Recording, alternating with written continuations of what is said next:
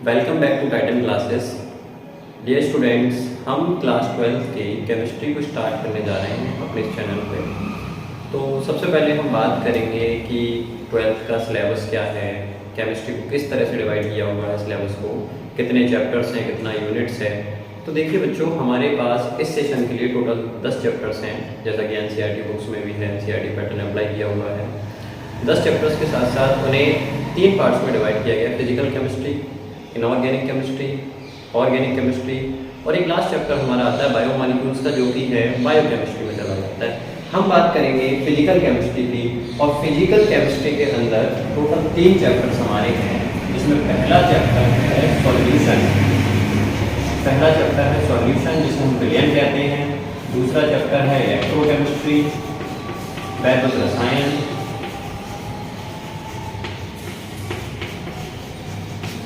तीसरा चैप्टर है chemical kinetics, रासायनिक बलगति। बोर्ड के लिए इन तीनों चैप्टर से न्यूमेरिकल आने हैं, और टोटल 8 नंबर के न्यूमेरिकल इन तीनों चैप्टर से मिलेंगे हमें देखने के लिए। सॉल्यूशन जो चैप्टर से हमारा 8 नंबर का है, इलेक्ट्रोकेमिस्ट्री 7 नंबर की है, और केमिकल काइनेटिक्स 7 नंबर की है। तो हम स्टार्ट कर रहे हैं केमिकल काइनेटिक्स को, जो कि है रासायनिक बलगति। तो आइए देखते हैं। देखिए स्टूडेंट्स, चैप्टर है हमारा रासायनिक बलगति यानी कि केमिकल काइनेटिक्स। बोर्ड के पॉइंट ऑफ व्यू से 7 नंबर का चैप्टर है, इसमें से न्यूमेरिकल्स आना है। और अब हम बात करते हैं रासायनिक बलगति की। तो बलगति है क्या, केमिकल काइनेटिक्स क्या है? सबसे पहले तो ये ध्यान रखना है आपको कि केमिकल काइनेटिक्स फिजिकल केमिस्ट्री की एक ब्रांच है, भौतिक रसायन की एक ब्रांच है। ये क्या है, फिजिकल केमिस्ट्री की ब्रांच है। और इसका क्या मीनिंग है? देखिए, केमिकल काइनेटिक्स फिजिकल केमिस्ट्री की एक ऐसी ब्रांच है जिसके अंदर हम रिएक्शन की रेट, कितनी तेजी से रिएक्शन हो रही है, उसकी दर, उसकी वेलोसिटी की स्टडी करते हैं। जैसे कोई केमिकल रिएक्शन हमारे पास हो रही है, उसकी स्पीड क्या है होने की, कितनी तेजी से उत्पाद बन रहा है, कितनी तेजी से कारक खत्म हो रहा है, वो सारी चीजें रिएक्शन की रेट कहलाती है, रिएक्शन की वेलोसिटी कहलाती है, उनकी स्पीड भी कह सकते हैं। रिएक्शन को होने की जो दर है वो कहलाती है रिएक्शन की वेलोसिटी, स्पीड या रेट। हम केमिकल काइनेटिक्स में स्टडी करते हैं द रेट ऑफ रिएक्शन की, अभिक्रिया की दर की, और इस अभिक्रिया पर कौन कौन से फैक्टर्स अप्लाई किए जा रहे हैं। जैसे रिएक्शन होने के लिए टेम्परेचर इन्वॉल्व है, उसमें कैटलिस्ट इन्वॉल्व है, कहीं प्रेशर भी लग रहा है, अभिकारक की सांद्रता भी लग रही है। तो केमिकल काइनेटिक्स का सीधा सा मतलब ये है, अगर हम इसके इंट्रोडक्शन की बात करें तो इंट्रोडक्शन का मतलब यही हो गया कि फिजिकल केमिस्ट्री की एक ऐसी ब्रांच जिसके अंदर अभिक्रिया की रेट या अभिक्रिया की वेलोसिटी की स्टडी करते हैं, और दूसरा अभिक्रिया पर लगने वाले फैक्टर्स की स्टडी करते हैं। कौन कौन से फैक्टर्स अफेक्ट करते हैं रिएक्शन के लिए, वो भी हम स्टडी यहीं पर करते हैं। तो हम देखते हैं कि वेलोसिटी के आधार पर, वेलोसिटी बोले तो स्पीड के आधार पर या रेट के आधार पर रिएक्शन जो होती है हमारी, वो कितने प्रकार की होती हैं। तो देखो,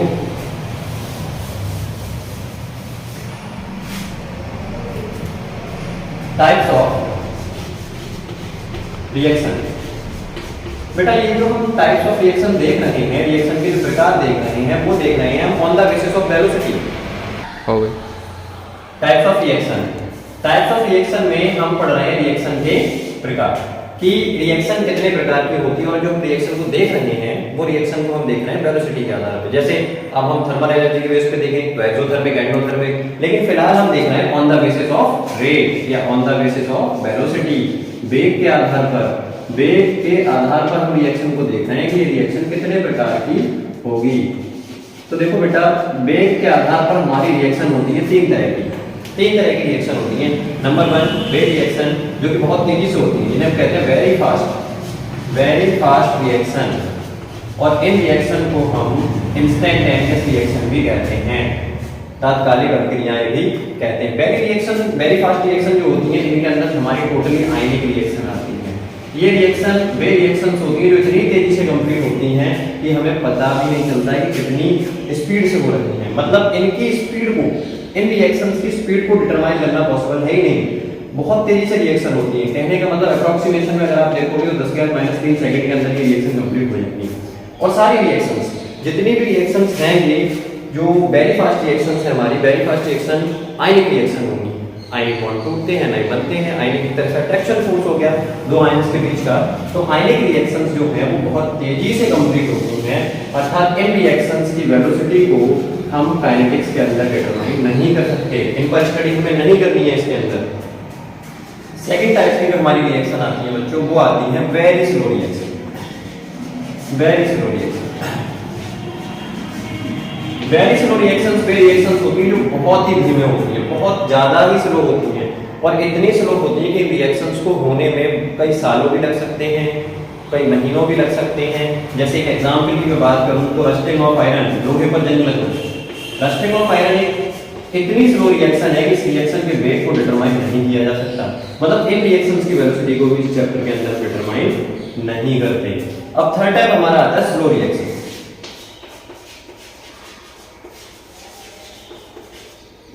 धीमी अभिक्रियाएं। तो स्लो रिएक्शंस वे रिएक्शंस होती हैं जो वेरी स्लो रिएक्शन से और very slow reactions and very fast reaction के बीच में इनकी वेलोसिटी होती है। ये रिएक्शन कुछ मिनट्स कुछ घंटों में कंप्लीट हो जाती हैं। ऐसा नहीं है कि बहुत ज़्यादा जल्दी सब कंप्लीट हो जाए, ऐसा भी नहीं है कि इनको होने में बरसों लग जाए। तो ये रिएक्शन कुछ मिनट्स या कुछ घंटों में कंप्लीट हो जाती हैं। इन रिएक्शंस के रेट को, इन रिएक्शंस की वेलोसिटी को हम काइनेटिक्स के अंदर डिटरमाइन करते हैं, अर्थात हमें केमिकल काइनेटिक्स के अंदर एनी रिएक्शंस की स्टडी करनी है। हमें स्लो रिएक्शंस पे काम करना है। अब स्लो रिएक्शंस पे हमें पढ़ना क्या है, जैसे कि हमें ये देखना है कि स्लो रिएक्शंस की रेट क्या थी, कितनी तेजी से वो रिएक्शन हो रही थी। उसके साथ साथ हमें ये भी देखना है इनके अंदर कि स्लो रिएक्शंस को करने के लिए, इस रिएक्शन को होने के लिए कौन कौन से फैक्टर इस पे लग रहे थे, जैसे टेम्परेचर, कैटालिस्ट, प्रेशर, ये सारी चीजें। और जो रिएक्टेंट ले रहे हैं, रिएक्टेंट ऑफ कंसंट्रेशन, कोई केमिकल रिएक्शन कैसे होती है, केमिकल रिएक्शन में कोई भी रिएक्टेंट, सपोज दैट कि आप और रिएक्टेंट अभिकारक है, ये प्रोडक्ट में कन्वर्ट होता है। रिएक्टेंट जो है उसकी सांद्रता यानी कि कंसंट्रेशन धीरे धीरे घटती रहती है और प्रोडक्ट की धीरे धीरे बढ़ती रहती है, तभी जाके हमारी रिएक्शन पॉसिबल होती है। अब हम देखते हैं अभिक्रिया की दर को या अभिक्रिया की रेट को, अभिक्रिया की वेलोसिटी को कौन कौन से कारक प्रभावित करते हैं, तो देखते हैं।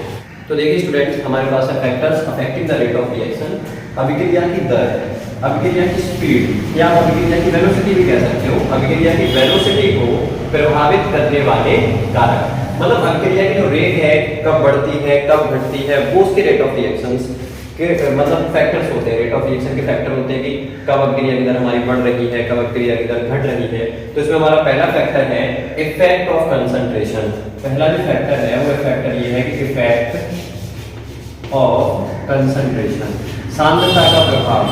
अब कंसंट्रेशन की अगर हम बात करें थोड़ी सी, तो कंसंट्रेशन का मतलब हो गया एक तरह से किसी प्रकार की मात्रा, ठीक है। इफेक्ट ऑफ कंसंट्रेशन, अब जैसे सपोज दैट हमारी कोई भी रिएक्शन हो रही है, जैसे ए अभिकारक कन्वर्ट हो रहा है बी प्रोडक्ट के अंदर या बी उत्पाद के अंदर, तो ये केमिकल रिएक्शन है। अब इस रिएक्शन के अंदर ये तो हमारा रिएक्टेंट हो गया, बोले तो अभिकारक, ये हमारा उत्पाद हो गया, बोले तो प्रोडक्ट, ठीक। इफेक्ट ऑफ कंसंट्रेशन, कंसंट्रेशन के ऊपर जो रेट ऑफ रिएक्शन है उस पर क्या इफेक्ट पड़ता है कंसंट्रेशन का। अगर आप किसी अभिकारक की, किसी भी रिएक्टेंट मॉलिक्यूल की ज्यादा मात्रा लोगे, ज्यादा मात्रा में रिएक्टेंट मॉलिक्यूल को लोगे, तो उसकी रिएक्शन और ज्यादा तेजी से होगी।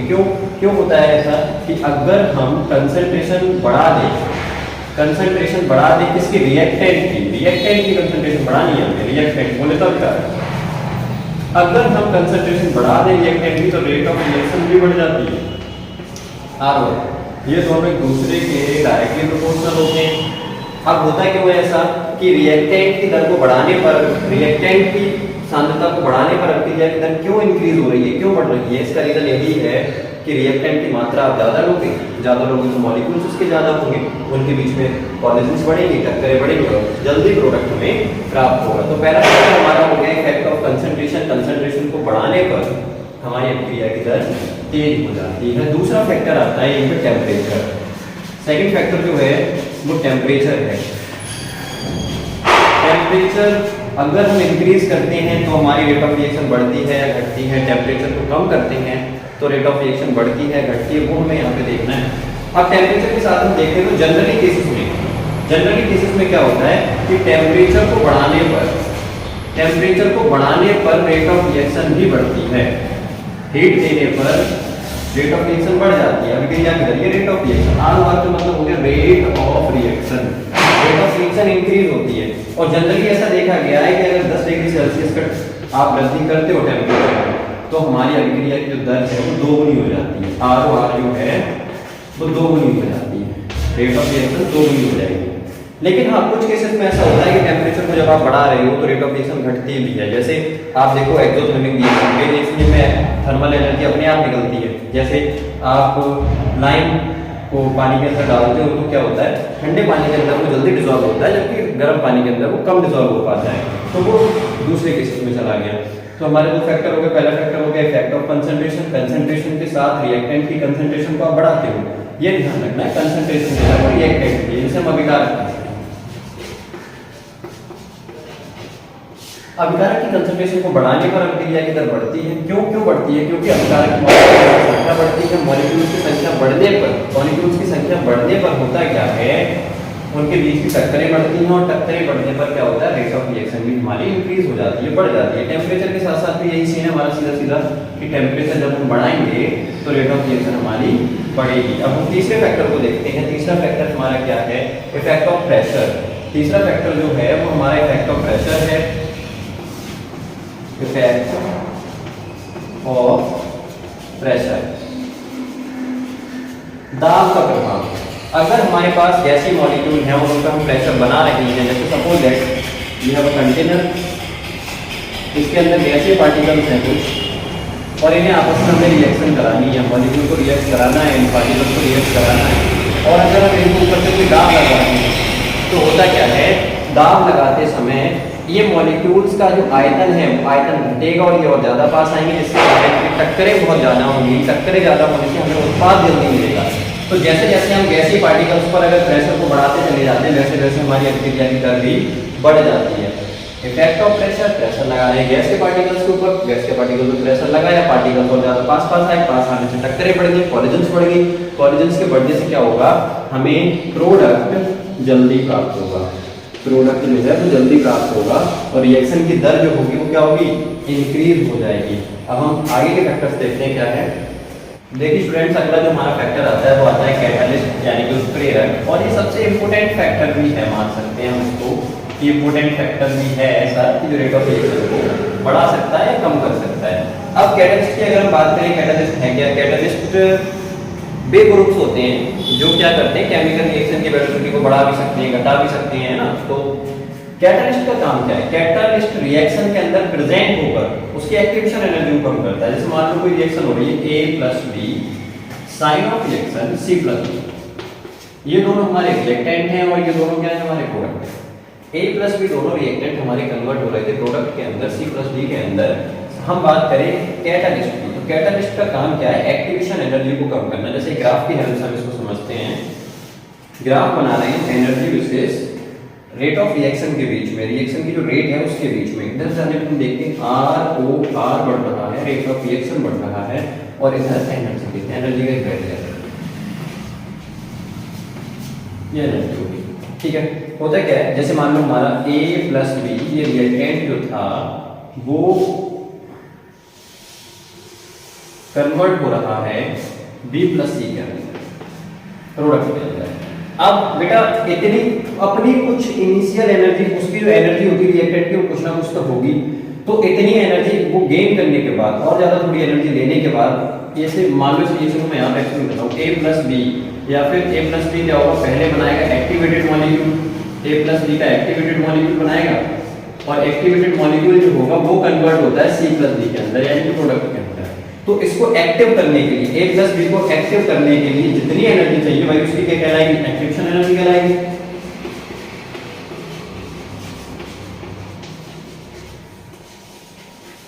एक्टिवेशन एनर्जी को हम कहते हैं सक्रिय ऊर्जा। अब एक्टिवेशन एनर्जी यहां पहुंच के हमारा कोई भी मॉलिक्यूल एक्टिव हो रहा है, जब हमारे पास कैटलिस्ट नहीं था तब। तो ये इसकी जो एनर्जी हो गई, ये टोटल जो एनर्जी हो गई वो हो गई activation energy in absence of catalyst. Catalyst नहीं था, absence ऑफ कैटलिस्ट, कैटलिस्ट की absence में।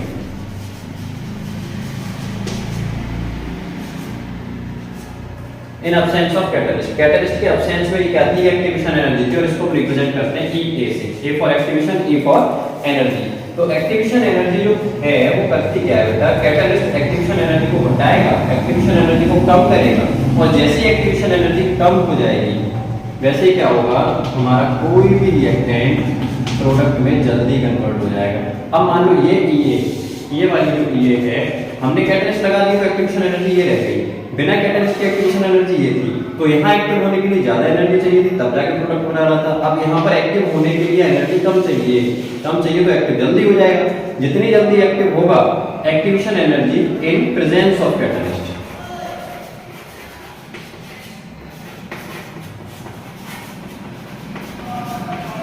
In presence of catalyst.